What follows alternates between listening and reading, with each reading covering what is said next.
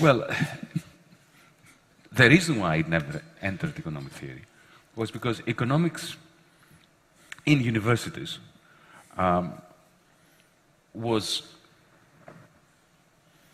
began to evolve from the 1950s onwards as the queen of the social sciences.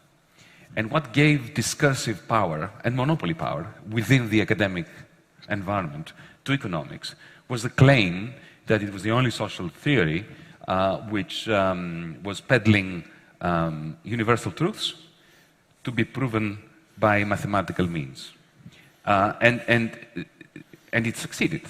So when a sociologist, an anthropologist, and an economist applied for a grant, it was always the economist who got it on the basis of this discursive monopoly.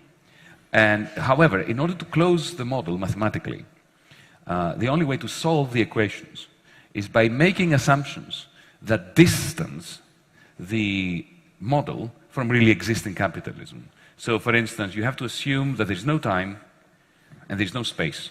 Because if you allow time to interfere with your model, or space to enter, you end up with indeterminacy. In other words, you end up with a system of equations that cannot be solved, or that have an infinity of possible solutions, and then you have no predictive power. Yeah. You can't say, well, this is what's going to happen. So we have a very interesting inverse Darwinian process. The more successful economists were at creating models that said precisely nothing about capitalism, the greater their success in the academy. So they became the opposite of the public intellectuals that you've been writing about. They create wonderful abstractions, aesthetically pleasing models that I spent quite a few years studying, in the same way that you go to a museum and you look at a piece of abstract art, but you don't expect to find the truth of capitalism in its form.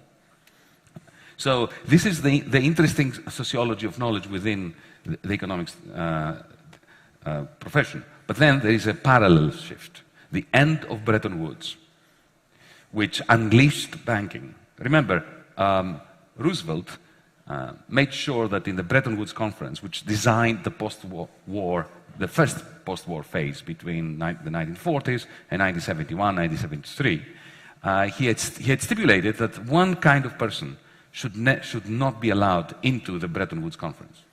You know who these people were? Bankers. Not one banker attended the Bretton Woods Conference, and that was at the explicit order of FDR. And it showed. And so you had boring banks between 1944 and 1971. But after 1971, and we can discuss why that is, suddenly banking was unleashed, and their capacity effectively to mint private money became unlimited and essential to the second post-war phase of global capitalism, of American hegemony. During this unleashing, there was a need for a theoretical and ideological cover. So I don't blame my fellow economists for pulling the trigger that created so much devastation in 2008 and before that and after that, but I blame them for providing the mathematical models, the sermons, which steadied the hand of the financiers and allowed them to believe that what they were doing was perfectly okay, consistent with science, provable mathematically that it was riskless, and therefore allowed them the mental and emotional strength to do a lot more damage than they would have done otherwise. Actually, one of the more interesting moments in the history of science and scholarship was actually in 2008. As you know, for decades, economists had been claiming with extreme arrogance that they completely understood how to control and manage an economy. There were fundamental principles like the efficient market hypothesis, rational expectations, and anyone who didn't accept this was dismissed as a kind of some strange kind of moron. The whole system collapsed.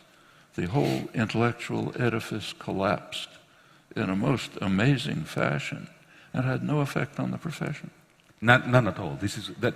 Well, it did have. It had the effect that sometimes, you know, when we're driving on a freeway, and I usually go well above the speed limit, condemned if you will, and I get stopped by the police. For the next 20 minutes, I drive below the speed limit, but it doesn't last for more than 20 minutes. Then, after a while, I just go back to where I was. This is exactly like the economics profession. They had a brief moment of... some did, but... Some. Or at least of being a bit humble and staying, you know, keeping their heads under the parapet for a bit. But then within 20 minutes, they forgot about it and they carried on teaching the same rubbish to their students.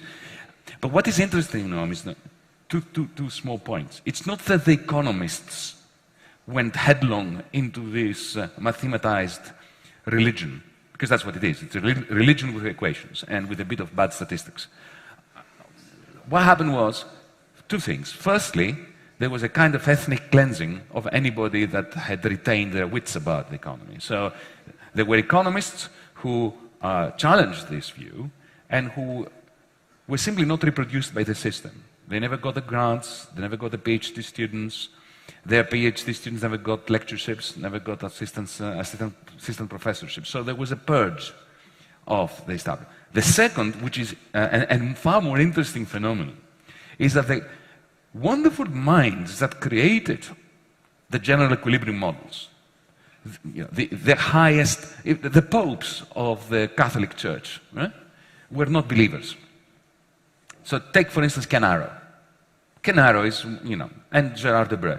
They're the ones that John Nash, they established the mathematical theorems upon which all this hypocrisy is based. Now, these people, Ken Arrow, I remember in the early 1990s, he was giving a talk at NYU.